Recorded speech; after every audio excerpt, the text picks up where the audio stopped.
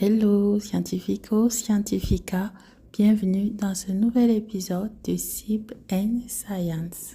Alors aujourd'hui, dans cet épisode, on tente d'expliquer ce besoin viscéral qu'on a de lire les commentaires.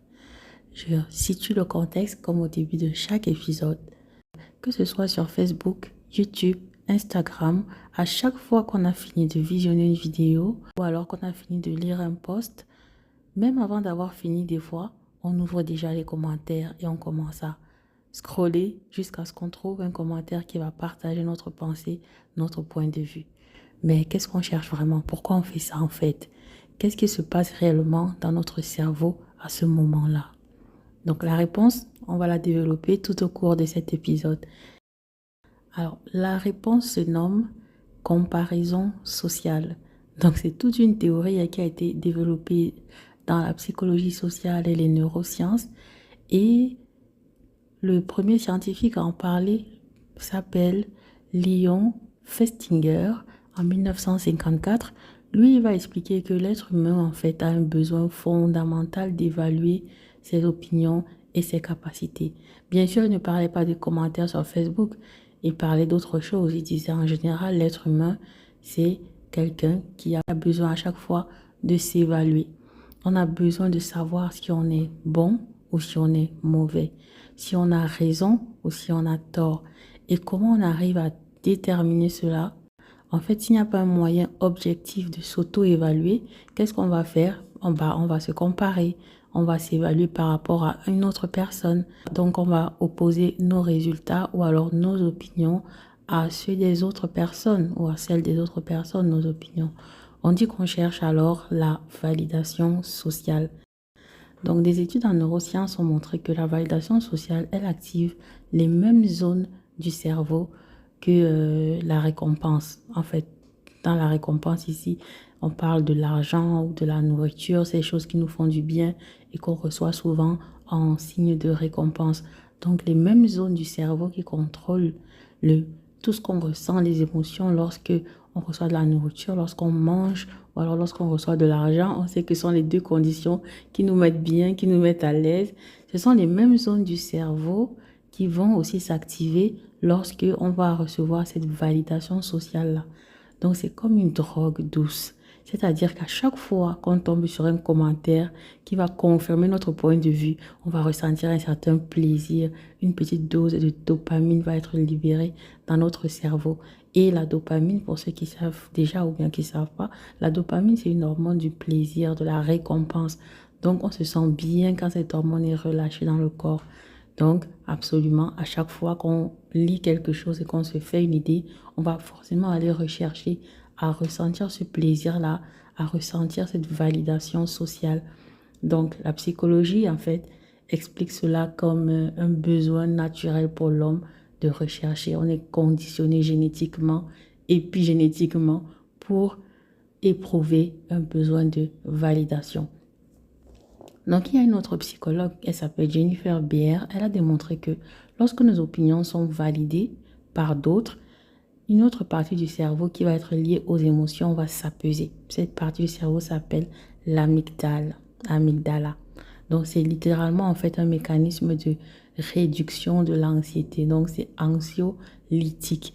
Si vous faites souvent des présentations ou si vous parlez en public et que vous croisez le regard de quelqu'un dans la salle qui hoche la tête comme ça à chaque fois que vous dites quelque chose, ça réduit le stress que vous avez, vous, le présentateur. En tout cas, moi, c'est ce qui m'arrive souvent. Quand je fais une présentation et qu'il y a quelqu'un dans la salle qui acquiesce ce que je dis en faisant un signe de la tête ou du menton, là, comme ça, directement, je sens une espèce de un relâchement, en fait, du stress. C'est un peu le même concept ici.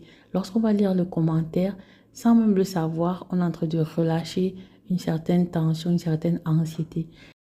Et d'où viendrait cette anxiété-là qu'on ressent quand on n'a pas la validation sociale? Elle explique ça dans ses travaux en disant que cette recherche de validation sociale, ce n'est pas juste une question de plaisir. En fait, quand on recherche la validation, c'est pas directement que on cherche le plaisir. En fait, c'est une véritable stratégie de survie en société qui a été développée et héritée de notre évolution. Bon, visualisez un peu la théorie de l'évolution de Darwin avec les hommes du Néandertal, la Cro-Magnon et tout ça, qui était à quatre pattes, l'évolution vers la bipédie. Bref, vous voyez la figure. Donc, dans ces temps-là, en fait, il n'était pas très bon apparemment de se mettre en désaccord avec le groupe parce que c'était synonyme d'exclusion. Et l'exclusion, ça représentait un danger mortel. Quel homme pouvait vivre seul dans les conditions hostiles de cette période? Aucun homme ne pouvait vivre seul apparemment. Et puis l'homme, c'est un être social. Donc le fait d'être exclu d'une société, c'était vraiment la signification de la mise à mort. Donc on faisait l'effort de rester dans la validation sociale, donc de partager à peu près les mêmes idées que ses pairs dans une société. Voilà, notre amygdale, cette partie du cerveau qui gère la peur, qui gère l'anxiété, elle ne se calmait que lorsque nous recevions cette précieuse validation de la société. Donc c'est inscrit dans nos gènes en fait. On se rassure que lorsqu'on trouve validation auprès des autres. On est rassuré, on est détendu à partir du moment où on sait qu'il y a au moins une personne qui pense comme nous.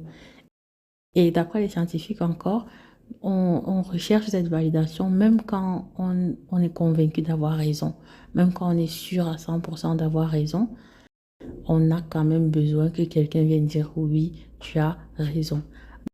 Donc, c'est-à-dire qu'en fait, la validation sociale, c'est une drogue pour notre cerveau, si ça procure autant de bien. Et une autre remarque que les scientifiques ont fait, c'est que le cerveau reste en inconfort tant qu'il n'a pas reçu cette confirmation externe. C'est-à-dire tant que quelqu'un n'a pas validé ou accepté notre point de vue, on n'est pas vraiment satisfait. On a toujours ça dans un coin de la tête, là, ça trotte, ça trotte. On a besoin que ce soit confirmé, que ce soit validé par d'autres personnes pour être serein. C'est ce que les chercheurs appellent en fait l'incertitude sociale.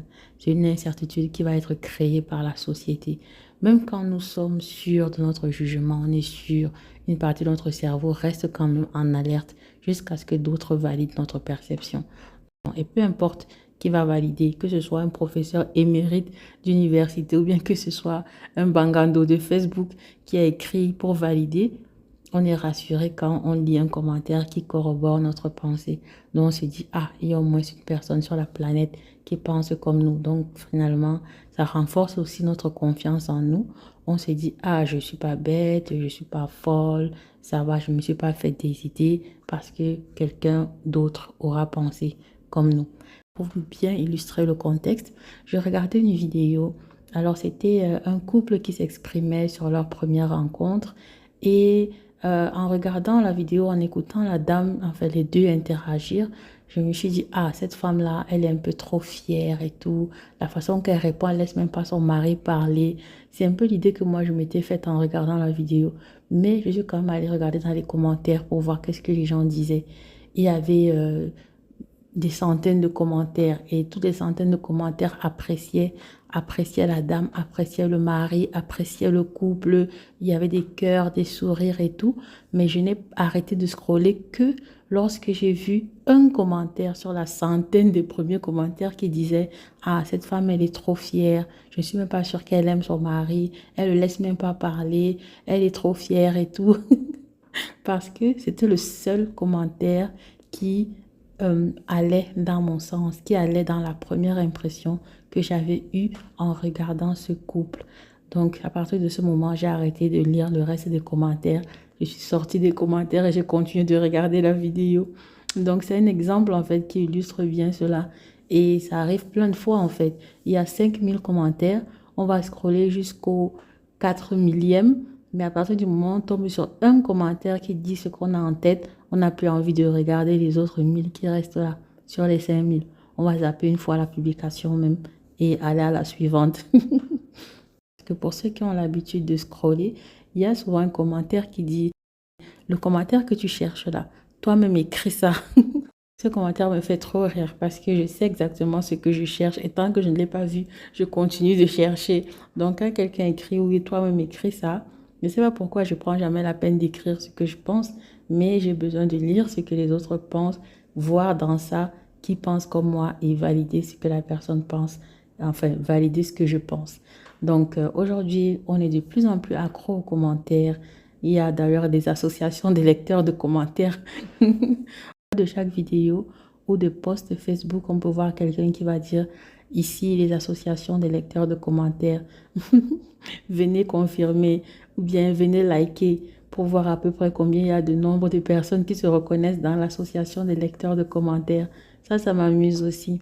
Donc la multiplicité en fait des plateformes numériques qu'on a aujourd'hui, c'est-à-dire Facebook, YouTube, Instagram, qu'est-ce qu'on peut encore avoir, TikTok, toutes ces plateformes-là, ça va amplifier le besoin naturel de validation. Pourquoi? Parce qu'elles créent en fait une espèce de proximité, ce que les scientifiques appellent une boucle de rétroaction sociale accélérée. Donc là, tout va à la puissance 1000. Parce qu'avant l'ère du numérique, avant le digital, on devait attendre de se croiser en route, on devait attendre de se croiser dans une réunion, peut-être pour que quelqu'un valide nos opinions. Il fallait qu'on se croise, il fallait qu'on discute avec la personne. Et cela, ça arrivait que lorsqu'on sortait de la maison ou alors qu'on allait au bar, taper les commentaires, au bénétariat, au carrefour. Pour confronter sa façon de penser, il fallait être avec les autres, il fallait sortir au moins de chez soi. Ou alors être chez soi, mais voilà, pour un plus large cercle, sortir de chez soi.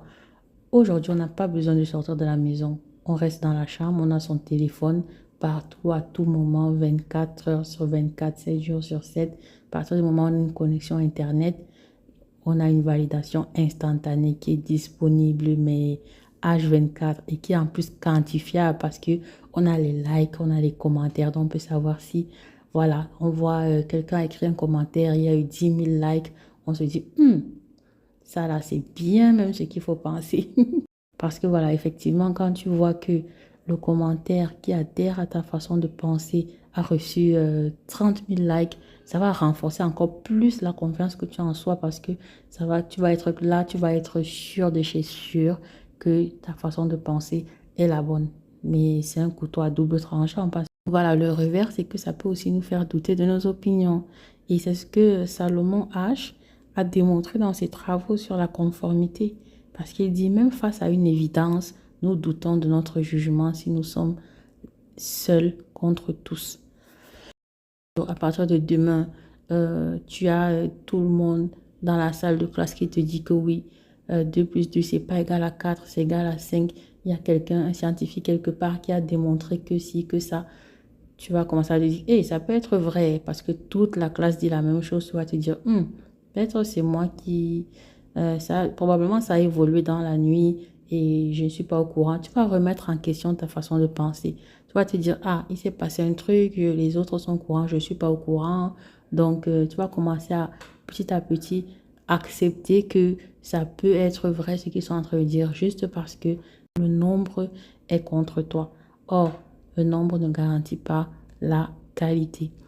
Donc, on devrait être vigilant, en fait, à ne pas trop se référer à ce que les autres disent ou pensent pour se positionner. En psychologie cognitive, on dit qu'il y a 3 situations où on a souvent tendance à aller chercher la validation sociale. La première situation, c'est quand l'information est ambiguë ou complexe. La deuxième, c'est quand le sujet va toucher à notre identité personnelle. À ce moment-là, on cherche la validation sociale parce qu'on n'est pas trop sûr souvent, on n'est pas trop sûr de notre propre identité. On a besoin que maman confirme, on a besoin que papa confirme, on a besoin que nos frères qui nous connaissent depuis notre naissance confirment parce qu'on n'est pas vraiment sûr. Et la troisième situation, c'est quand nous ressentons de l'incertitude émotionnelle. Voilà, la gente féminine va bien se reconnaître dans cette situation où on a une incertitude émotionnelle. On a à chaque fois besoin d'être rassuré. Même si on a vu 1000 actions et on nous a écrit 1000 fois pour nous dire que on nous aime, on va toujours avoir un petit doute là. On va forcément chercher cette validation sociale là auprès de la meilleure amie, de l'ami du gars, du frère du gars, qui vont dire « Ah non, il t'aime, tu vois tout ce qu'il fait pour toi. » Voilà, on se rassure. Et même si on est témoin de faits qui vont dans le sens contraire, on va quand même croire parce qu'on a envie, on a besoin de valider notre point de vue. Et à chaque fois, c'est ça, on tombe toujours dans ce piège où on veut absolument valider notre point de vue dans le regard ou dans l'approbation des autres. En comprenant ces mécanismes, en fait, on peut commencer à reprendre le contrôle de la situation. La prochaine fois que vous vous surprendrez à scroller frénétiquement les commentaires, pardon, rappelez-vous de ceci. Ce n'est pas de la simple curiosité. Ce n'est pas par curiosité que vous faites ça. C'est votre cerveau qui suit un programme. Votre cerveau est déjà programmé pour chercher la validation. Ce sera tout pour l'épisode d'aujourd'hui. Alors, la vraie question, ce n'est pas de savoir comment est-ce qu'on va arrêter de chercher la validation, est-ce qu'on doit arrêter de lire les commentaires, mais plutôt comment utiliser cette connaissance pour développer une relation plus saine en fait avec le retour des autres. Donc, si cet épisode vous a fait réfléchir, n'hésitez pas à partager vos pensées dans les commentaires, bien évidemment. Oui, oui, oui, oui, oui, je sais. Voulez-vous. Allez, ciao.